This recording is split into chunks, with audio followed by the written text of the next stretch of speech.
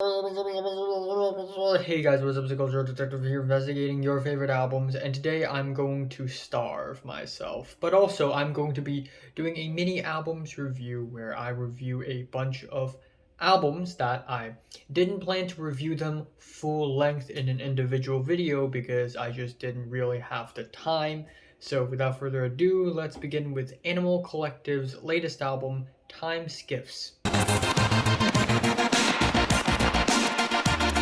Animal Collective is an American neo-psychedelia pop group quartet, and they have been making some of the most interesting albums in the 2000s, and it's been pretty much a whole decade since they have released anything as a quartet. But now they're back with a new album, and it's actually pretty good.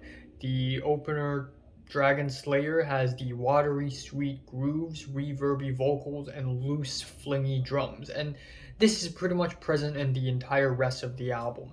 Animal Collective's music is always kind of loose, kind of here and there, and really puts an emphasis on the neo-psychedelia aspect of their music with a lot of experimentation, with a lot of weird sound play, and it's all really fun and refreshing, and it's kind of amazing. And then we have the second track, Car Keys, which is sticky, weird, psychedelic, and loose, and overall it is just really fun.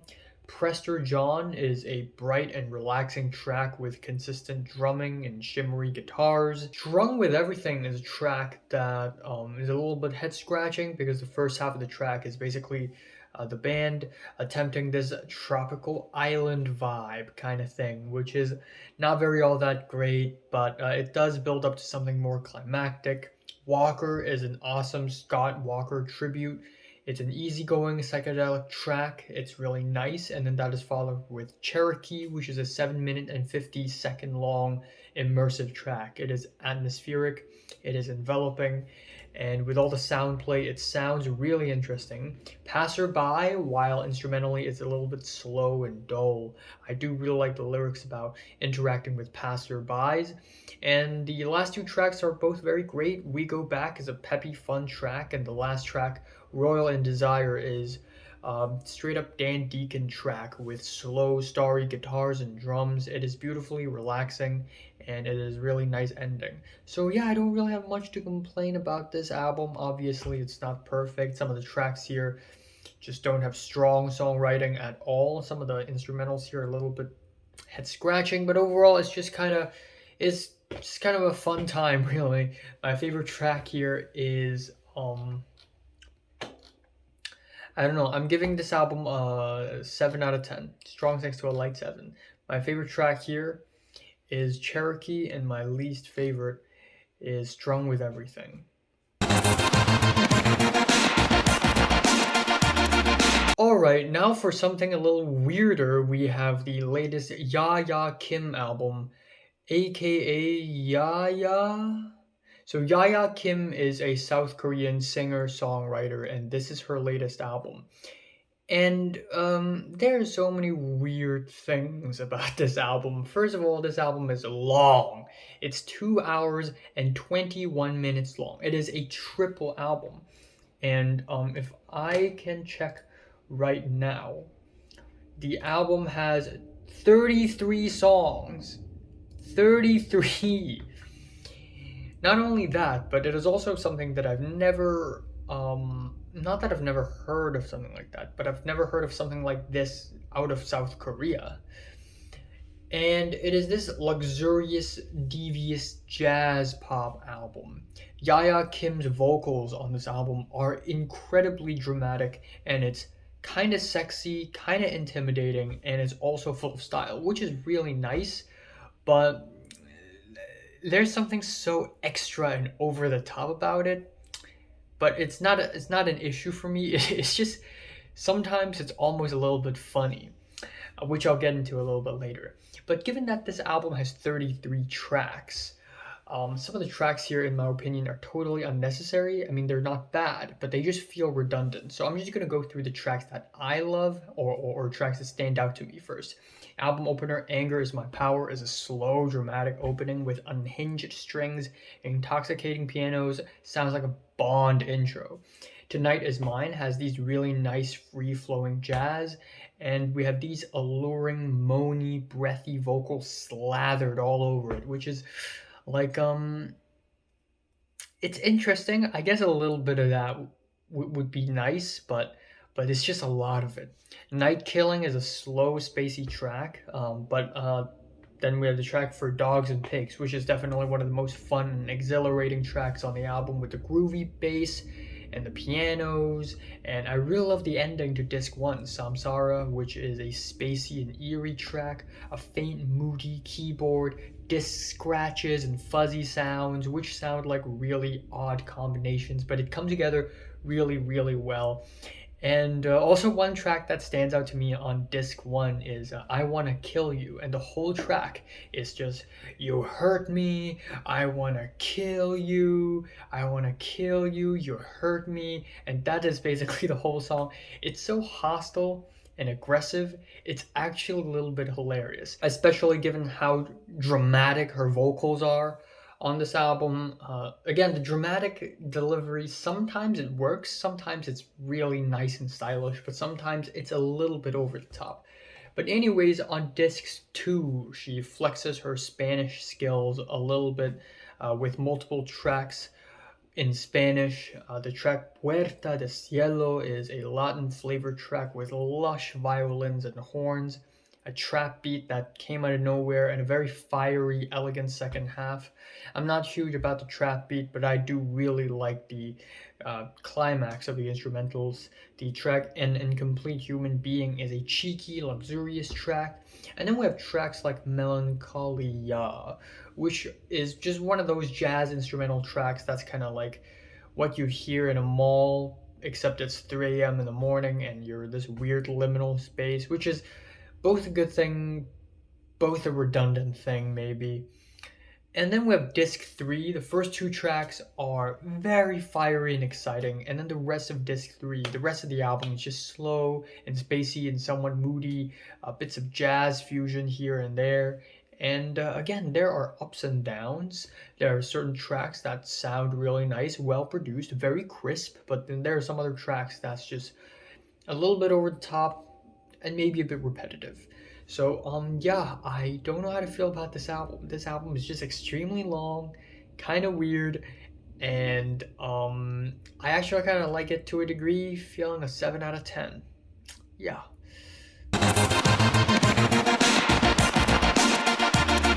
The third album I'm going to be talking about is the latest Atobe Shinichi album, Love of Plastic. So Atobe Shinichi is an electronic artist from Japan, and this album is an entire hour long. And there is no need for this album to be an hour long. Let me just tell you that. That being said, though, his music is quite interesting. There's some pretty interesting sound play on this album, and the beats are in general very futuristic, very crisp, and very easy to listen to.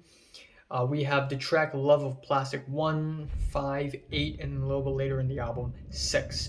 And Love of Plastic 1, the moment I listen to it, the moment I know what's up with this track. Because the chords of this track, dun dun, dun dun, dun dun, dun dun, and then we have this string loop that just constantly repeats itself. And then that's exactly the moment when I realized, oh, so this track is literally like a reiteration of Takeuchi Maria's legendary internet classic track, Plastic Love. Thus the title of the album and the title of the track. And I wouldn't say it's great because it's very repetitive, but I do like the track Love of Plastic 6, which is very sweet and wonky. The album ends off with Severina, which is the most subtle track. It is very spacey and not very impressive. So overall, it's just okay. I mean, I do love how futuristic some of the tracks sound, but overall, it's just kind of okay, I guess. Feeling a 6 out of 10 for this album.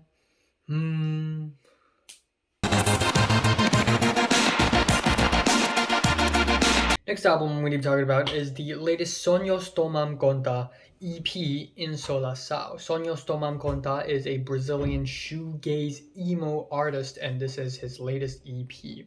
Originally, I intended to do a full-length review on it, but turns out it's an EP, and I usually don't review EPs full length because then I would have just so much on my hands to review. So, anyways, new EP by sonhos, tomam, conta. The first time I talked about him, I was talking about the split album between Pananol, Asian Glow, and sonhos, tomam, conta on Downfall of the Neon Youth, which is one of my favorite albums from last year. And in this split album, both Paranol and Asian Glow provide some of the most exhilarating and powerful and beautiful shoegaze, and sonhos, tomam, conta is the noisiest and the most metal of the three, and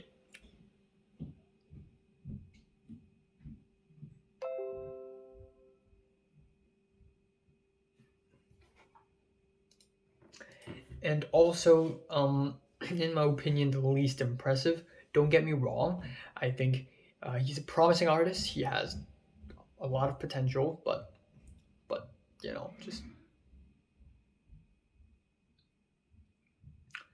anyways, what I'm trying to say here is that I wish he has a bit more versatility because there are 5 tracks on the album and all 5 pretty much sound similar. The album opener, Corpos Helados, is bright, loud, thunderous, sweet, sunny, and in the middle of the track we even have an anime sample out of nowhere. I like it. And then we have the track Medo de Morir, which borders on ambient. It is gorgeous, it is nice. I love the echoing vocals and sea of guitars.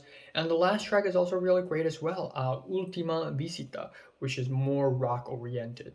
But overall, I would love to see more versatility, and the potential is there. The instrumentals are gorgeous, but I would just love to see more dynamic, is all. So, yeah, 7 out of 10.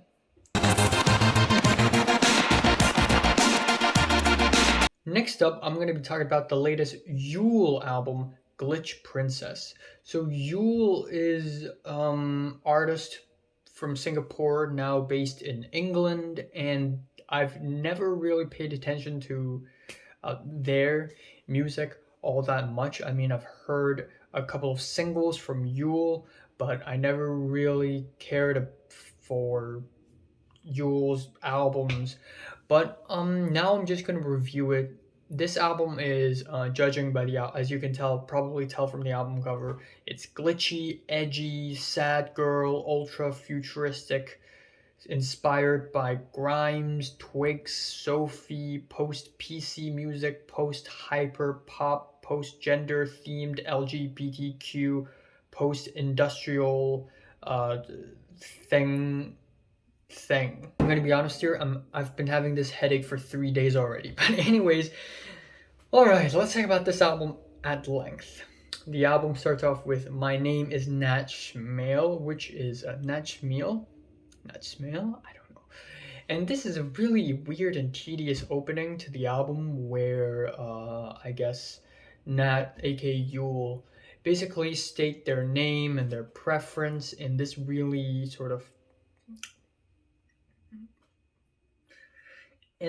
robotic voice in a very random fashion. And it's not a very great opening, in my opinion, because it just kind of slows things down, really. But it's still interesting, I guess. And then we have the second track, Electric. And I really like it at first. I like the heavy beats. I like the bits of auto-tune vocals. It's very well produced. But then once in a while we would get these high-pitched screeches, which kind of ruins this track for me. Flowers Are Dead is an example of style over substance. It is drony and dejected, but it doesn't really have anything to chew on.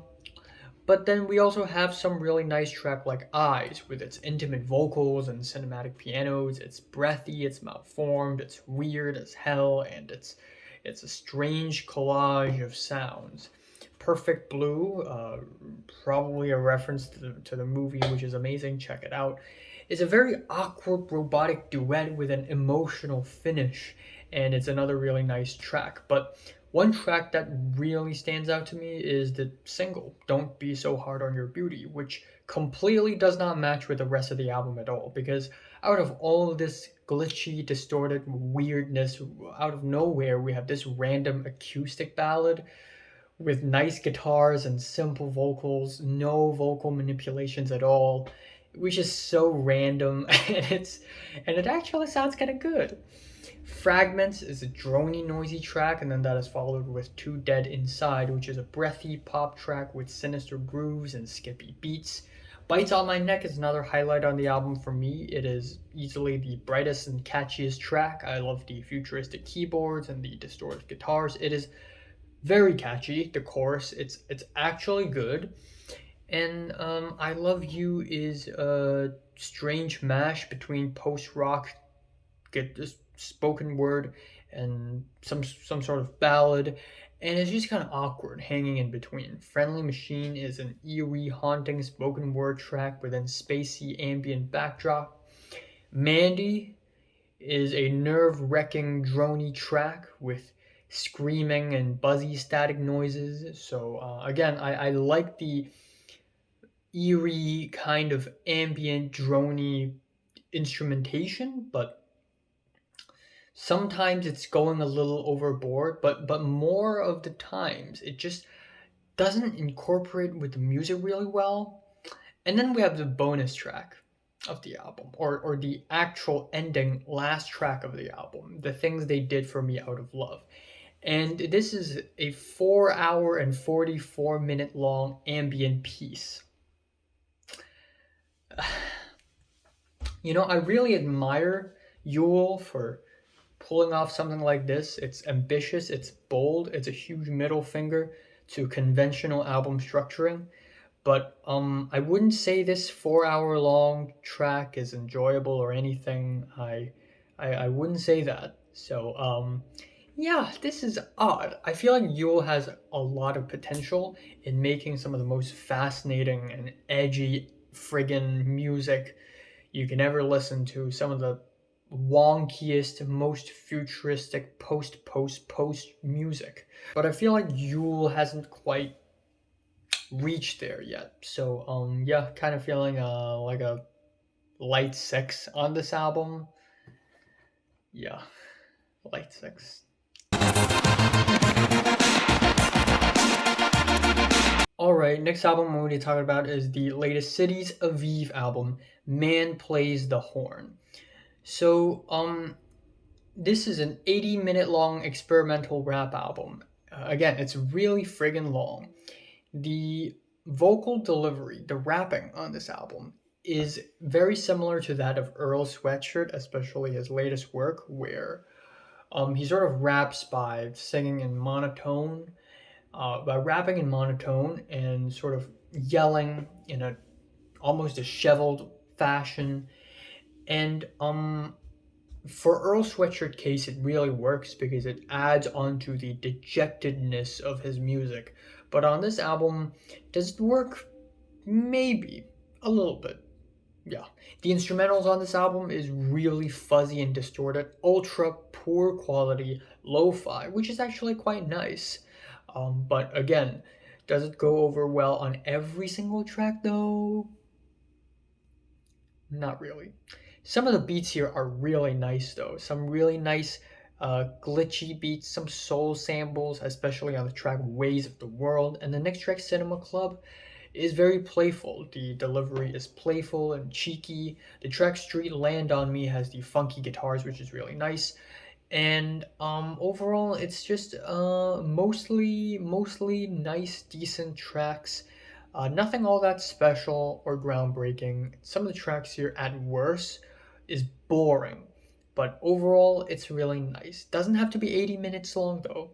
One of the tracks here is Smoking on a Brighter Day, and it is a 12.5 minute long, relaxing, lo-fi sunburn trip, which then makes me think that maybe what this album is going for is this trip, is this fuzzy, distorted, the world around me is warping, almost borderline dreamy trip, like acid trip, or something else, something other trips, which work really well, but I wouldn't say it's that great. 7 out of 10.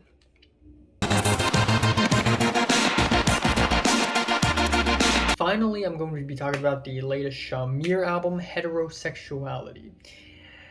Um, yeah, I think a couple years ago, Shamir released the track Other Side, and I really friggin' love it. It's this weird, sweet, catchy rock country fusion with some very expressive, shouty vocals, and I just really love it. And Shamir's latest album is something that I was looking forward to, but unfortunately, this album is kind of plain, in my opinion. Most of the tracks here is just plain indie rock. Some of the tracks here are legitimately great, like the album opener Gay Agenda, as well as the track Reproductive, which has some really fun grooves, and the track Marriage is a really awesome Prince worship with its funky guitars and quick drums. But the rest of the album is just average plain indie rock, except the vocals are kind of expressive. The track Caught Up is a very stale millennial indie rock track, and the album ending Nuclear is, I guess, Shamir's attempt at a dreamy ending, but at the end it just felt kind of toothless. Maybe it's because the instrumentals and the melodies are just kind of average. So, yeah, this is a quick one, but 5 out of 10. So, have you listened to these albums from 1 to 10? How much you rate them? Like, if you like them, subscribe. You want more, and thanks for watching. God, I need to take some pill or something. My headache is actually, it needs to go away.